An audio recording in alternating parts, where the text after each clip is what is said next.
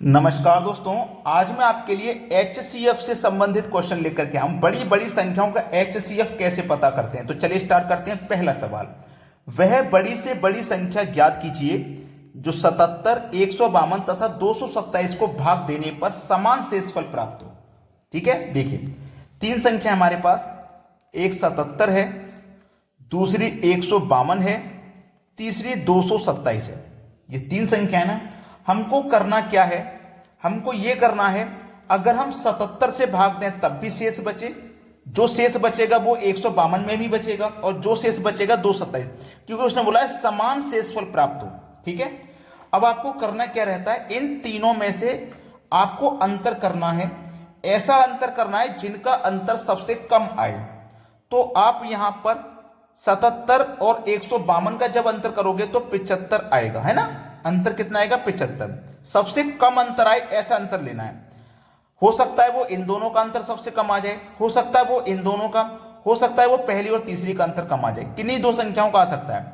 अब ध्यान देना कि जब आप 75 से 77 को काटोगे तो 75 एकम 75 कट जाएगा, दो शेष बच जाएगा। 75 से 150 को काटोगे ना तो 75 दूनी 150 कट जाएगा, यहां पे भी दो शेष बच जाएगा। 75 से 227 को काटोगे तो 75 से तीन बार में 225 कट जाएगा, यहां पे भी दो शेष बच जाएगा। तो वो संख्या हमारी कौन सी है जो इनको काटने पर समान शेषफल दे रही है, वो संख्या हमारी 75 है। तो हमारा सही जवाब क्या हो गया, सी ऑप्शन 75। आपको अच्छे से सवाल समझ में आएंगे, वीडियो को पूरा देखिएगा। अब देखते हैं अगला सवाल। अगला सवाल है, वह बड़ी से बड़ी संख्या ज्ञात कीजिए जिससे 95, 147 तथा 173 को भाग देने पर समान शेषफल प्राप्त हो। तीन संख्या है, पहली संख्या 95, दूसरी संख्या 147 और तीसरी संख्या है 173। तो मैंने आपको बताया था कि आपको अंतर करना है, एक ऐसा अंतर जिनका अंतर सबसे कम आ जाए। ठीक है, आप देखो इनका अंतर करोगे तो 52 आएगा, इनका अंतर करोगे 26 आएगा और पहले और तीसरी का अंतर करोगे तो 78 आएगा। आपको मैंने क्या बताया, ऐसा अंतर लेना है जो सबसे कम आए। तो सबसे कम अंतर क्या आया है आपका, 26 आया है। सबसे कम अंतर क्या आया है, 26। अब देखो 26 से आप पहले 95 में डिवाइड दीजिए, 26 से 95 में दो, 26 से 147 में दो, 26 से 173 में दो, सभी में दे के देख लीजिए, पता लग जाएगा।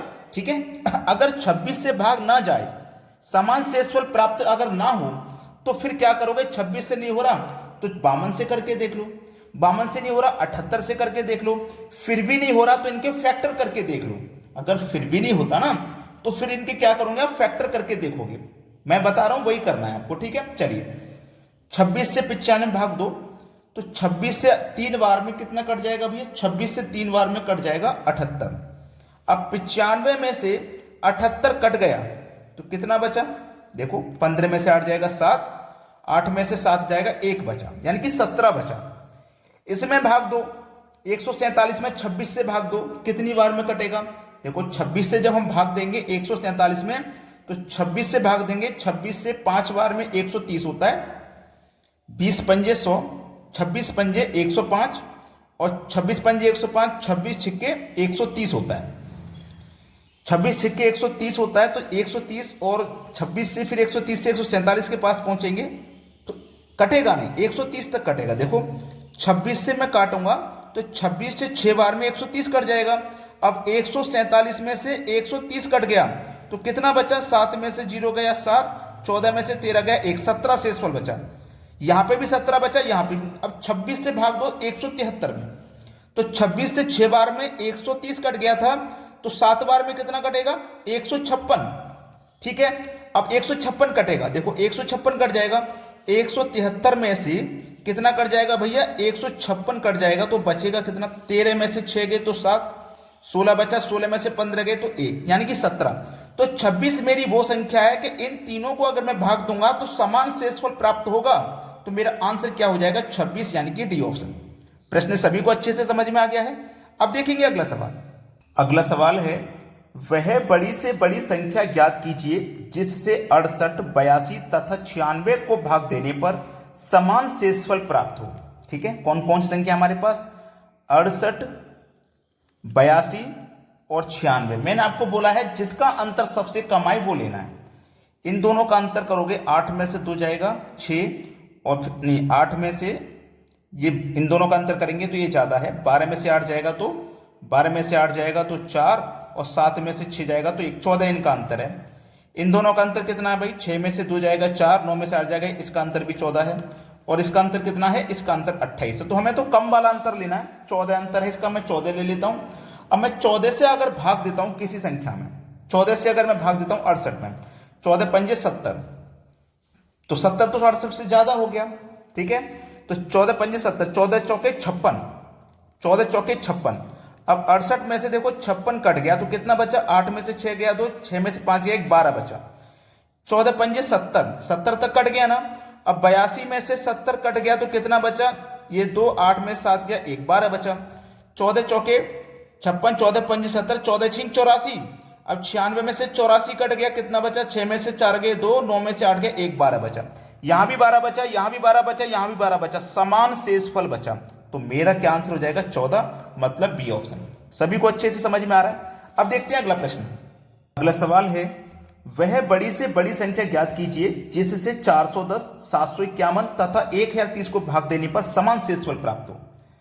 410, 751 और 1030, तो इनका आप अंतर करोगे, इनका अंतर करोगे तो ये हो जाएगा 341, इनका अंतर करोगे 279, और इनका अंतर करोगे तो 620 हो जाएगा।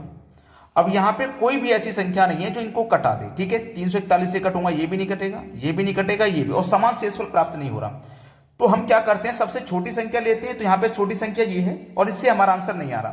तो जब हमारा छोटी संख्या से आंसर नहीं आता है तो क्या करते हैं, संख्या के फैक्टर करते हैं। और कौन सी संख्या के फैक्टर करते हैं, जो सबसे बड़ी संख्या हो, जैसे कि 620। अब 620 के मैं फैक्टर करूंगा तो 31 गुने 20 हो जाएगा, 31 गुने 20 620 हो जाएगा। अब 31 और 20 में संख्या कौन सी बड़ी है, 31, और HCF का मतलब ही ये होता है कि बड़ी संख्या लीजिए। अब मैं 31 से 410 को जब यहां पे काटूंगा, 31 से मैं काटूंगा 410 को, तो देखना 13 बार में कट जाएगा और 7 शेष बचेगा, 7 शेष बचेगा 410 को काटने पे। अब देखो मैं 751 को काटूंगा, 31 से 751 को काटूंगा तो ये भी कट जाएगा, यहां पर भी 7 बचेगा, और 1030 को काटूंगा 31 से तो ये 33 बार में कट जाएगा और यहां पे भी मेरा 7 बचेगा। तो 31 से तीनों संख्याएं कट रही हैं और सभी में समान शेषफल प्राप्त हो रहा है। तो मेरा डी ऑप्शन बिल्कुल सही जवाब हो जाएगा 31। अब देखते हैं अगला सवाल। अगला सवाल है, एक माली के पास 44 सेब के, 66 केले के, 110 आम के पेड़ हैं। वह इन्हें पंक्तियों में इस प्रकार लगाता है कि प्रत्येक पंक्ति में पौधों की संख्या समान हो। तो ऐसी कम से कम कितनी पंक्तियों की संख्या होगी, ज्ञात कीजिए। देखो सेब के कितने हैं भाई, सेब के हैं 44, केले के कितने हैं 66, आम के कितने हैं, आम के हैं 110। तो हमें करना क्या होगा, 44, 66 और 110 लिख देता हूं इधर। 44, 66 और 110 का हमें क्या करना होगा, फैक्टराइज करने हैं, ठीक है, गुणनखंड। तो देखो 44 के गुणनखंड क्या हो जाएंगे, 22 गुने 2 44, 66 के क्या हो जाएंगे 22 गुने 3 66, और 110 के क्या हो जाएंगे 22 गुने 5 110। हो गए ना। तो सभी 22 के गुणनखंड में आ रहे हैं, सभी किस में आ रहे हैं, 22 के गुणनखंड में आ रहे हैं। अब जब सभी 22 के गुणनखंड में आ रहे हैं तो बस आपका आंसर हो गया। कुछ करना है क्या आपको, कुछ नहीं करना। अब आप क्या करते, इनका क्या करोगे अंतर, 22 आएगा, इनका क्या करोगे अंतर, 34 आ जाएगा, फिर इनका क्या करोगे आप अंतर, इसका अंतर तो बहुत बड़ा हो जाएगा। आपने ले लिया 22, सबसे छोटा अंतर ले लिया आपने 22। अब देखिएगा ध्यान से, 22 आपने सबसे छोटा अंतर ले लिया। अब 22 आपका सबसे छोटा अंतर है और हमारा यहां पे कितना आया है, सभी का गुणनखंड 22 आया है, ठीक है, सभी का गुणनखंड हमारा 22 आया है। बस हमारा सवाल हो गया, ठीक है। तो हमसे पूछा था कि संख्या क्या होगी पंक्तियों की, पंक्तियों की संख्या हमसे पूछ रहा है, तो पंक्तियों की संख्या कितनी हो जाएगी, 10 हो जाएगी।